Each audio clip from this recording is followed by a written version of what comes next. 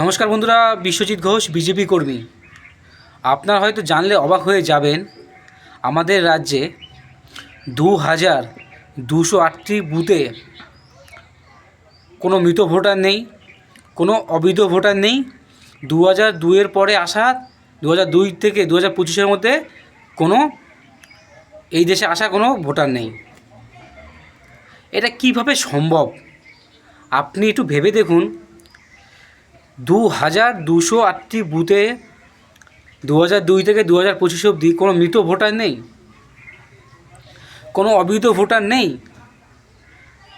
2002 থেকে 2025-এর মধ্যে বাংলাদেশ থেকে কোনো হিন্দু বা কোনো মুসলিমরা আসেনি। এইগুলো কোন কোন জেলায় হয়েছে সেগুলো শুনলে আরও অবাক হয়ে যাবে। উত্তর 24 পরগনা, দক্ষিণ 24 পরগনা, নদিয়া, হলদিয়া, বর্ধমান, এইসব জায়গায় যেখানে মুসলিম পার্সেন্টটা বেশি, সেখানে দেখা যাচ্ছে কোনো মৃত ভোটার নেই, কোনো অবৈধ ভোটার নেই। আর 2002-এর পর 2002 থেকে 2025-এর মধ্যে কেউ আসেও নি, সব ব্রিটিশ আমলের ভোটার। না, 2002-এর আগে যারা এসেছে তারা সব ব্রিটিশ আমলেরই ভোটার। তা যাই হোক, বিষয়টা হচ্ছে কীভাবে এটা সম্ভব হলো। এটা কি সম্ভবটা হলো কি করে? ওই পাড়ার মোড়ে মোড়ে যে টিএমসি ক্যাম্পগুলো হয়েছে, খিচুড়ি কি ওখানেই হয়েছে? খিচুড়ি আর ডিম ভাত কি ওই ক্যাম্পের মধ্যে কমপ্লিট হয়েছে? আপনাদেরকে বলছি, ইলেকশন কমিশনার ঘোষণা করেছে ওই 2208টি বুথে আবার রিচেকিং হবে, মানে আবার পুনরায় চেকিং হবে।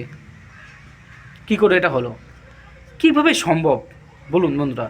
যারা ব্যাপারটা রাজনীতি করছেন, আমি সাধারণ মানুষকে বুঝিয়ে বলছি। আপনার এলাকায় যে ভোট দেন যে স্কুলে, মানে আপনার এলাকায় যে মেম্বার আছে, তার হয়তো আপনার এলাকায় 1800, 1400, 1500 ভোটার। আপনার এলাকার মেম্বারকে নিয়ে আর আপনার এলাকার আশেপাশে এলাকা নিয়ে যে ভোট হয় সেটাকে একটা বুথ বলে। আপনি বলতে পারবেন আপনার এলাকায় যে আপনি ভোট দিতে লাইনে যান, ওখানে এই 2002 থেকে 2025-এর মধ্যে কোনো মানুষ মারা যায়নি?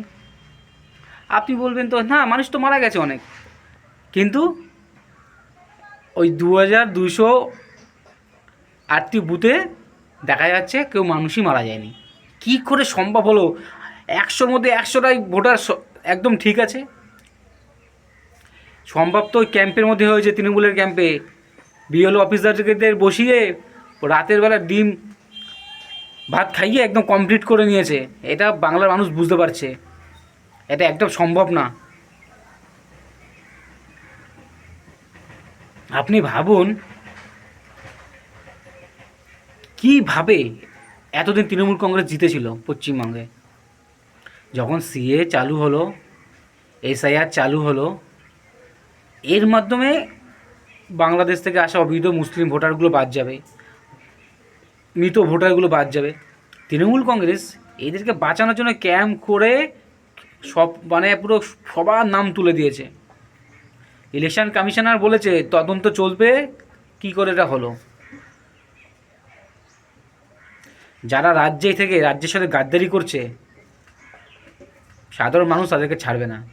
এতে স্পষ্ট বোঝা যাচ্ছে তৃণমূল কংগ্রেস যে ক্যাম্প করেছে, সে ক্যাম্পেতেই এইসব অবৈধ মৃত ভোটারদের ভোটার লিস্টে নাম তুলে দিয়েছে, বিএলও অফিসারদেরকে পয়সা খাইয়ে। এটাই প্রশ্ন নয়, অসম্ভব।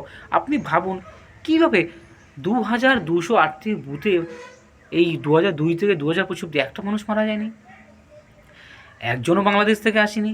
আপনার মনে হয়তো প্রশ্ন থাকতে পারে, কেন মানুষ মারা গেলে তো ভোটার লিস্ট থেকে নাম চলে যায়। আমি বলছি আপনাকে, আমার ঠাকুমা মারা গেছে, আমার ঠাকুমা বা দাদু এরা মারা গেছে, অনেক বছর হয়ে গেছে, কিন্তু আমার যখন ভোটার আসে, যখন ভোটার লিস্ট চেক করে দেখি তাদের নাম দেখা যায়, আমরা কৌতূহল হিসেবে দেখি। কিন্তু মানুষ মরে গেলে যে ভোটার লিস্ট থেকে নাম চলে যাবে এরকম কিছু হয় না। ইলেকশন কমিশনের কাছে যদি আই কার্ড পৌঁছাবে, তারপরে তাদেরকে জমা দিতে হবে, তারপর পঞ্চায়েতের লোকরা মিলে এইসব নামগুলো সরায়। কিন্তু এরকম কাজ বছর 20-র মধ্যে হয়নি লিস্ট থেকে কারো নাম, মৃত ভোটারদের নামগুলো সরানোর। আজকে কি হলো, এতগুলো বুথে বলে মানুষ মৃত ভোটার নেই, অবৈধ ভোটার নেই। এইভাবে তৃণমূল সরকারে এতদিন ছিল, আর এবারও থাকতে চাইছে, কিন্তু বিজেপি নেতা মন্ত্রীরা কর্মীরা ঠিক করেছে, এইভাবে করা যাবে না। ইলেকশন কমিশনারকে চাপ দিয়েছে, ইলেকশন কমিশনার বলেছে আমরা এই 208টি বুথে আমরা আবার রিচেকিং করব, আমরা তদন্ত করে দেখব আসলে ঘটনাটা কী। ধন্যবাদ, সবাই সাথে থাকবেন।